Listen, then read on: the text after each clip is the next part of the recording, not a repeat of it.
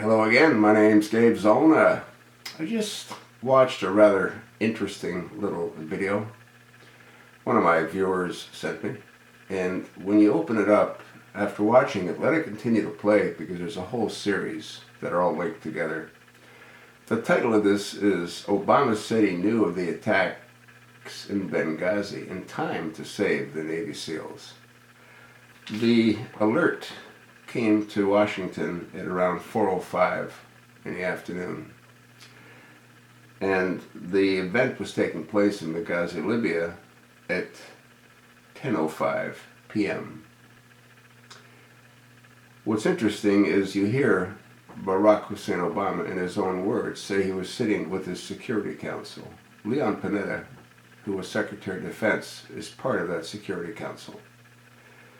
Now, what's interesting is what Leon Panetta says, quote, "We are prepared to respond to any contingency, and we certainly had forces in place to do that." Let me repeat that. We were prepared to respond to any contingency, and we certainly had forces in place to do that. Well, if you had forces in place to do that, why weren't they dispatched? You know, when this took place, I did a whole series of videos, not just MOV 01868.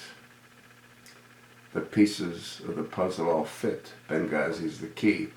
That video really outlined what I believe happened and the reason that it happened.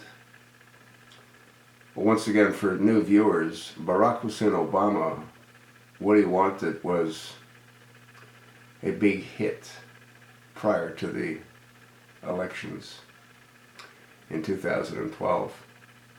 And he, along with certain Muslim Brotherhood members from Egypt that came to the White House, planned an event.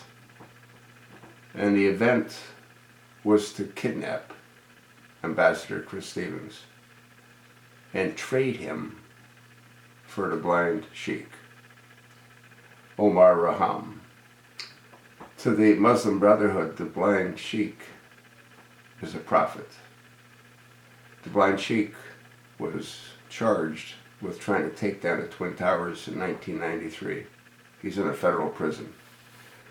What's interesting is Representative Peter King out of New York, Republican, thought it'd be good to trade the blind sheikh to create an atmosphere of peace and cooperation with Mohammed Morsi. Well, that never happened. But it shows you where Peter King's head is. But that's a different story. So what ended up happening was when the event took place, as Leon Panetta said, they had ample opportunity to send in forces. There's 2 F-16 squadrons in Italy. The F-16s could have been on station within around 45 minutes if they would have flown at supersonic speeds to get there. They could have overflown the facility. They could have overflown the facility, breaking the sound barrier. Everyone in that proximity would have hit the deck. They would have probably been put into shock, but they would have been alive. That never happened. F-16s were not sent. As Leon Panetta said, he had other resources in place, and they certainly could have been dispatched. Well, what other resources? Something else people need to know. Mortars, which is what were used to kill Glenn Doherty and Tyrone Woods, have to be zeroed in. You have to understand the angle to set the mortar up based on where you want the impact to occur. They have had to plan this in advance to have been able to do that. Now, what was never answered is who gave the stand-down order. And according to everything I've been able to do research on, the only one that could have given a stand-down order in a foreign country is that floppy-eared, crack-smoking doper, Barack Hussein Obama. Nobody else could have given that order. He can't delegate it. Only he could have given that order.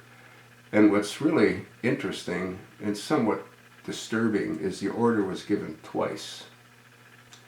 When it was originally given, the forces at the CIA annex stood down. 30 minutes later, they decided to go in. They were again given a stand-down order, which they ignored. Now, what no one ever answered, and what was never asked that I was aware of during the Benghazi hearing conducted by Congressman Trey Gowdy, what was the annex doing there? How come we never heard from those 34 survivors? What were they doing there? We did hear that Hillary Rodham Clinton knew it wasn't the video trailer that caused the commotion, the activity, the slaughter. We knew that because during her questioning, the congressman from Ohio, what did he do? Well, he produced a copy of a document which was the conversation that Hillary Rodham Clinton had with the Prime Minister of Egypt that clearly stated we knew it had nothing to do with the video. Yet she lied to the American people in the Rose Garden with Barack Hussein Obama standing beside her. 2 days later, Susan Rice went on national television for 5 days, continuing with the lie. And then you had Barack Hussein Obama at the United Nations spewing more garbage about the lie, when he knew, like Hillary knew, that it had nothing to do with the video trailer. Both Hillary and Obama and Leon Panetta and whoever else was there to meet the bodies of the slain four, the families were told by Hillary, we're going to punish the filmmaker.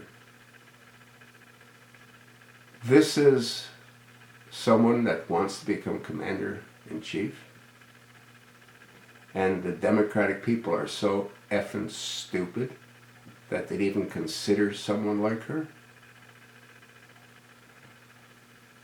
Obama never was asked, to the best of my knowledge, where was he that evening? We still don't know, other than what he said, and we know that he lies constantly. Ask yourself a question. If you were told what he was told, and the gravity of what he was told, could you go to a fundraiser the next morning in Las Vegas? Las Vegas is halfway across the country, 3/4 of the way across the country from D.C. He went to Las Vegas and had a fundraiser. That's all he's good at. Fundraising and enjoying himself on a golf course. I wasn't going to say he's good on the golf course, just enjoying himself on a golf course. It's mind-boggling that Hillary Clinton hasn't been arrested by the FBI or the Department of Justice. But when you stop to think about it, let's assume that they do arrest her. And let's assume she starts spilling the beans about Obama's past.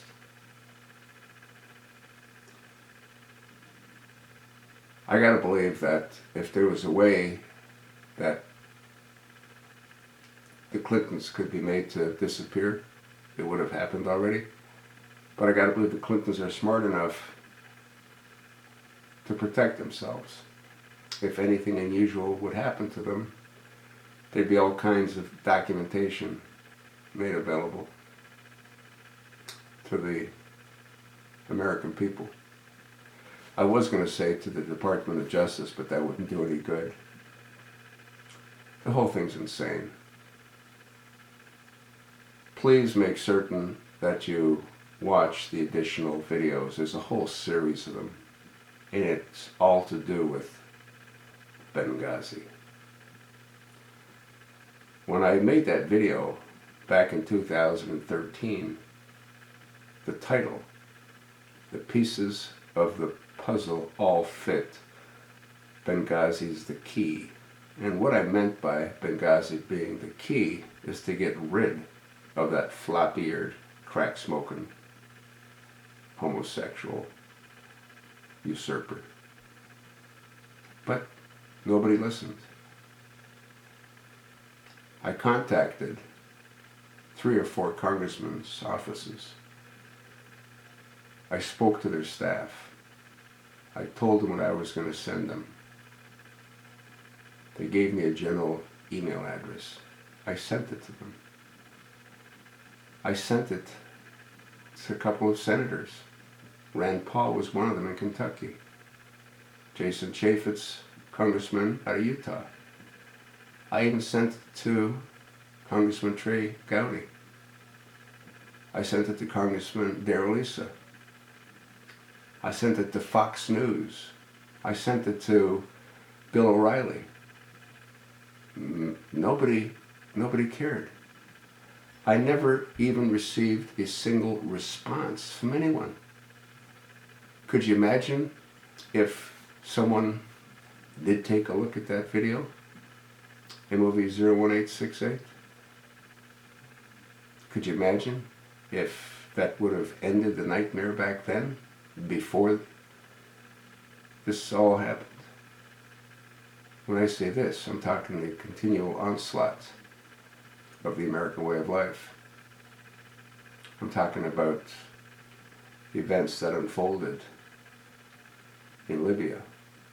I'm talking about Hillary Rotten Clinton's run for the Oval Office. All of it could have been stopped, but it wasn't. In either case, please watch the video and watch the other videos. It's all to do with Benghazi. And you have to ask yourself a question. Do you really believe he's ever going to leave the Oval Office? Do you see why he can't ever leave? Countless crimes have been committed against the American people. Countless crimes of treason have been committed by Barack Hussein Obama and his administration. And no one has been held accountable. Scary, is it not? Watch the videos. Let me know what you think. You sure have a darn good idea as to what I think.